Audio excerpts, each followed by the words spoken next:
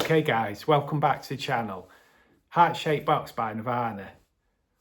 One of their best ever songs, and a song that has got some really interesting lyrics, deals with some quite out there themes, and it's a track that has got a lot to dig into, and it's quite interesting to analyse. If you've ever wondered what the heck it's all about, keep watching. I'm going to break it down for you. So a little bit of background to the song, just to give the video a bit of context. Heart-Shaped Box was on the Utero album. It came out as a single. Great video, as well as being a great song. Pretty weird video, if anyone's ever seen it. I'll probably do a whole other video on the actual video for that song, just because there's so much to dig into with that. But today we're just looking at the actual song, the lyrics, what it was about, and just analysing it, just so fans out there can really start to understand it better.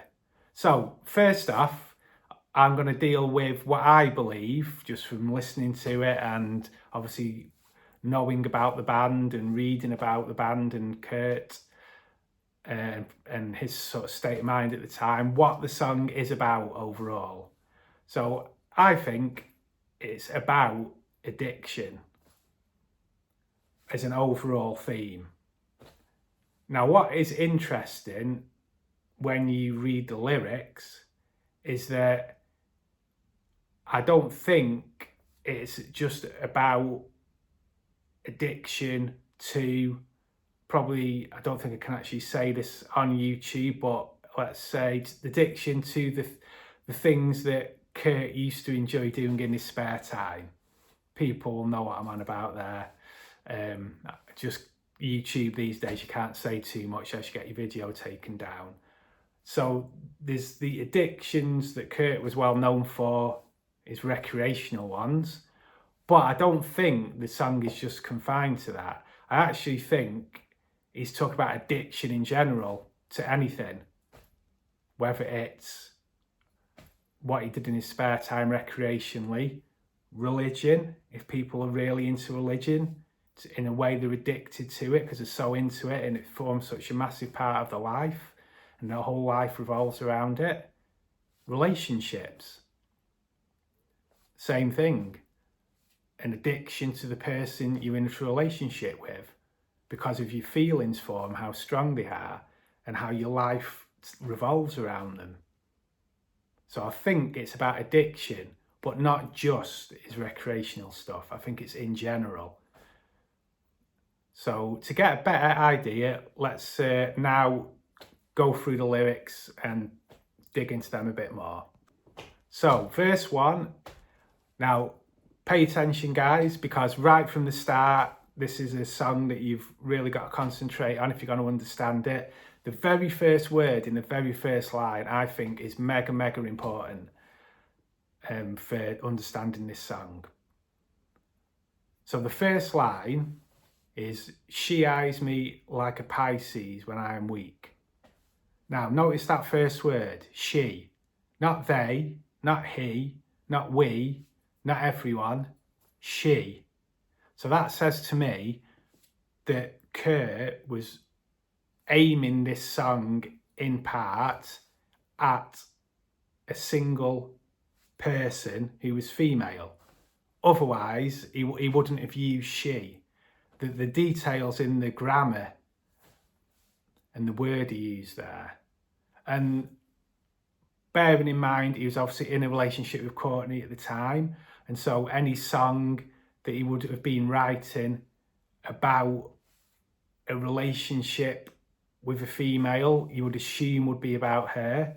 Then I think that very first word, she, says that this song is at least in part written about or even aimed at Courtney Love. And then the rest of that line is quite interesting. She eyes me like a Pisces when I'm weak. Now what I like about this is it perfectly sums up how Kurt would use duality in his lyrics and how he would write lines that could have a couple of different meanings and he can take a couple of different ways. And that's what makes his songwriting so interesting, because it's not just straightforward and obvious and, oh yes, that's the explanation. And it's just there in front of you. You have to think about it. And even then, when you've thought about it and come up with what you think it means, other people can take other things from it. So that's makes him such a great songwriter. So what's interesting about this is that astrologically, Kurt Cobain was a Pisces. That was his star sign. But you could also take it as, obviously, the star sign of Pisces is aligned with a fish.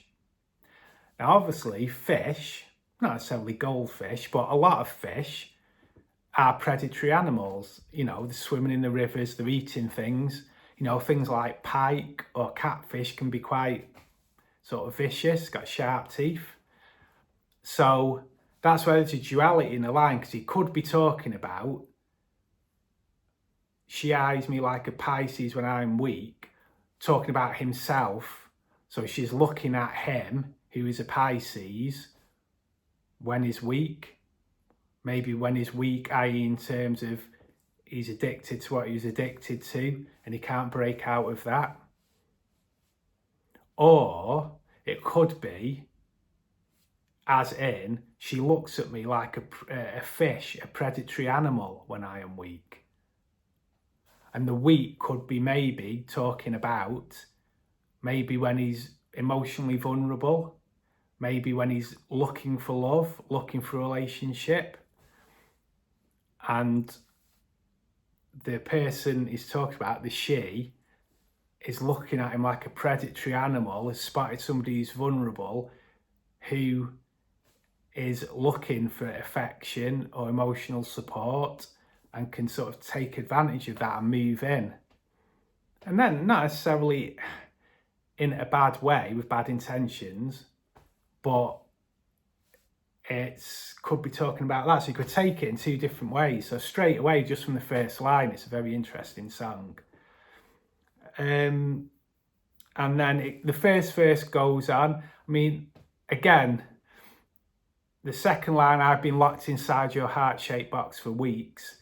That seems pretty self-explanatory, that it's about relationships. So this is where, as I say, I think the overall theme actually is addiction in general. And if you look at the video, that's probably brings out more in terms of the addiction to the recreational stuff and the religious symbolism in the video that hints at like being addicted to something like religion. But for this part of the verse, and probably actually maybe when you read through the song, the song does seem to be more about relationships and love. It's maybe the video that pushes the other things a bit more, makes it a bit. So yeah, I've been locked inside your heart-shaped box for weeks. Sort of pretty self-explanatory that, you know, we've all had that where you meet somebody, you get into him, you're really into him, and you're almost like under their spell. You're wanting to be with them all the time, you're wanting to look after him, you're wanting to impress him, and you're just wanting to be around him. And so they've got you under that spell. And again, I'm not saying that in a bad way. I'm not saying, you know, when people get into a relationship, the other person's like doing anything wrong. I'm just interpreting the lyrics here. Because what's interesting is I've been locked inside your heart-shaped box. So this is, again, I think, Kurt touching on how relationships are yin and yang. And as good as they are, he's feeling like he's a little bit trapped. Maybe he's locked inside the box. He can't choose to get out if he wants because of his feelings and because of how intertwined he is with the other person. Now he's in a relationship with them. And how it's not easy to then separate out and do your own thing maybe as much as you would have before. And the last bit of the verse, I've been drawn into your magnet tar pit trap. I wish I could, and then the very last line in the first verse is one of the most famous lines. I wish I could eat your cancer when you turn black. So again, staying on the relationship theme, I think, and this almost duality approach is taking to it of showing what's good, but also what can be a drawback, how a positive thing can also be a drawback in certain circumstances. So that symbolism of being drawn into your trap, it's almost like he's been deceived into it.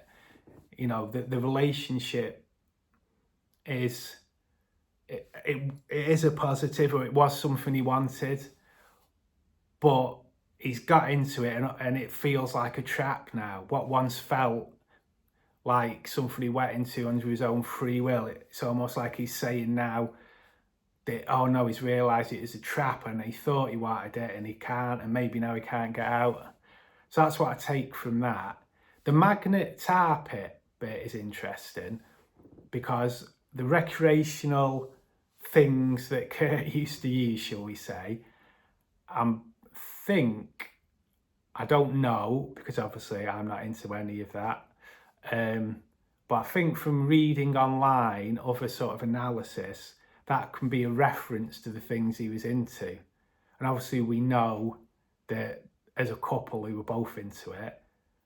So again, and again, he it's not like he was pushed into it because he was doing those things anyway, but it's almost saying that he's been drawn into maybe those things even more since being in the relationship, and he's finding that a bit of a trap maybe.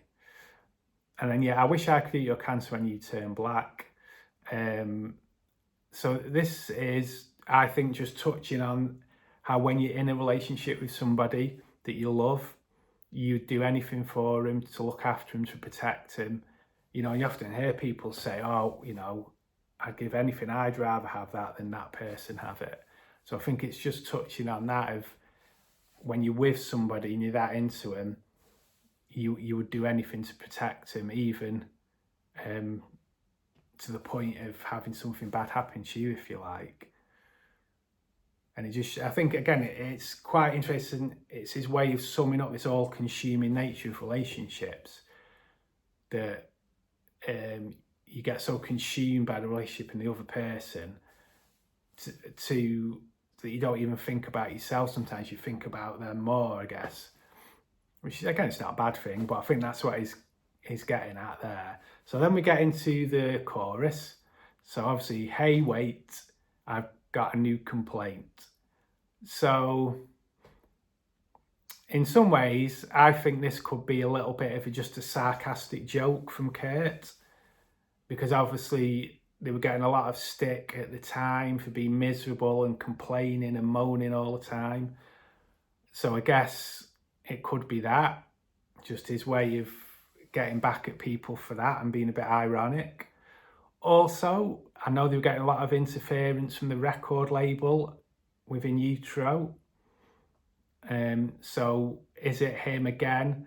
A bit of a comeback at the record company execs who maybe constantly complaining about the record and how it sounded in the songs, maybe. So this is again another one where there's a few different ways you could take it, really. Or sticking with the relationship theme, is it him again sort of showing the positive and the negative of this, almost being addicted to somebody and being in a relationship because of your feelings for him? It's good, but then there's probably things about it that aren't good, or things about them that could annoy you, that when you get into a relationship you start to notice, and it's maybe him saying, oh, hang on a minute, I thought this was good and it was great, but it's not so good now, and there's this and there's this, and oh, you leave the light on all the time, and so I wonder if it's again him saying, he's got a new complaint about the relationship or something like that. And then the sort of the second part of the chorus, because he just repeats, is forever in debt to your priceless advice. So again, I wonder if this is a dig at the record company execs who were butting in, telling him what to do with the album and the music. He's sarcastically sort of saying, oh, yeah, great, thanks for the advice. Yeah, I'm the musician, I'm the songwriter, you're a record company exec. But yeah, cheers for that, you obviously know better. That sort of thing. Or I do know from reading an interview that line was something Kurt used to say to an aunt when he was younger, before he was famous. At family gatherings, he was, I think, always giving him advice on what to do with his life or what he should be getting up to. And it was his sort of way, without having a go at her, of, again, sarcastically sort of saying, oh yeah, great, thanks. So yeah, it could be either of those two things, or could it be, again, on the relationship theme, is it aimed at Courtney? Is it him saying, you know, you're always telling me what to do, you're always telling me who to hang out with or whatever? If that's what it was, I don't know if that was what's going on. I'm just imagining things. I'm just trying to interpret the lyrics, thinking about if that's what he was getting at, why he might be saying that. You know, and is it him saying, you know, all right, we're in a relationship, but I'm my own person. I don't need you to be mothering me or telling me what to do. And it's him saying, yeah, thanks for the advice, in a sarcastic way. So then we get on to the second, well, although there's 3 verses, one of them is repeated, so the other verse, if you like. So this again, it's, as with all Kurt Cobain songs, the imagery is quite interesting here and quite intense, quite profound. So, meat eating orchids, forgive no one just yet.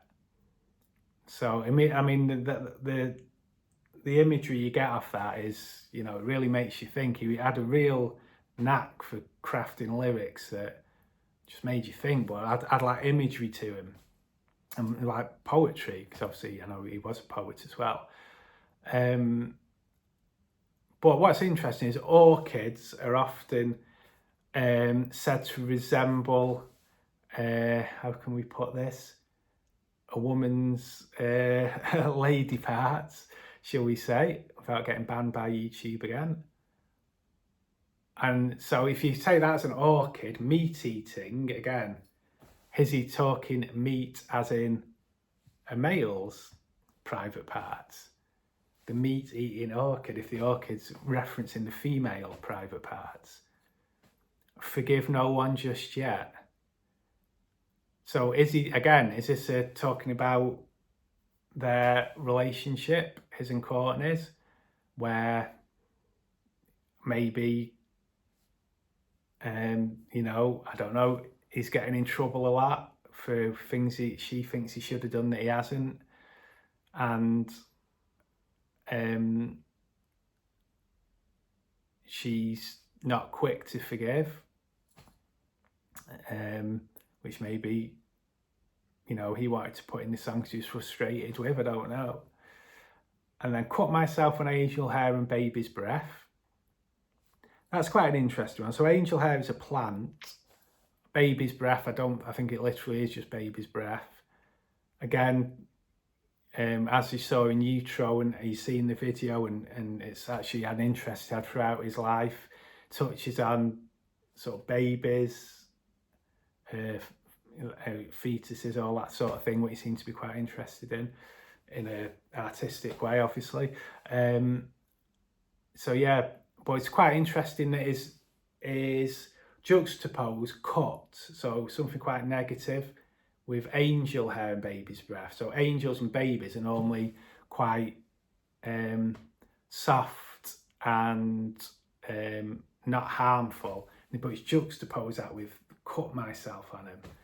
So again, interesting imagery, an interesting use of putting 2 opposite things together, which is what he did a lot of the time. And then broken hymen of your highness, I'm left black. So, I mean, obviously, hymen, again, we're getting back to referencing private parts of a female. Obviously, that part of the female is broken once they have had, I can't say it, but everyone knows what I mean, really. Look it up if you don't. So, and your highness, again, is that an ironic reference to who he's in relationship at the time with? I don't know who else it'd be, really, because that's who he was with. And then I'm left black. Now, I found that one quite interesting. I'm left black. Why would you be left black? He's already talking in previous line about not being forgiven and cutting himself on something, not necessarily self-inflicted. Well, again, I'm not accusing anybody of anything, but I'm just saying that's how the line reads to me, that he's cut himself on it, not with it. Yeah, and then I'm left black. Again, when would you be black? Well, if you've somehow injured yourself, haven't you, or on something. So yeah, that's quite interesting. I think that's quite a deep line. I suppose wouldn't really go too much into it because I don't want to, ruffle too many feathers. But I just think it's quite interesting talking about Your Highness and he's left black, particularly based on the previous line. But then and this is probably the most famous line, throw down your umbilical noose so I can climb right back. So yeah, what I find quite interesting about that is, obviously, it's still about relationships. It's still about this addiction and what it's like. Because despite the previous three lines are pretty dark and probably show parts of the relationship or a relationship where it cannot be so great, but despite that, it's climbing right back. Because when you're in a relationship and you love somebody, you're so into them, and you want that positive feelings of being around them and the comfort of being with them, that even if there's things that aren't great, you'll go back into it.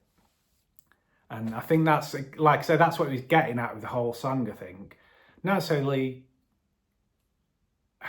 although, like I say, it seems to be right with using she in that first line, it is about his own relationship. But I think he's actually making a general point about relationships, and that they are like an addiction, in that you get into them, and then even if there's things about them that aren't great or aren't that good for you,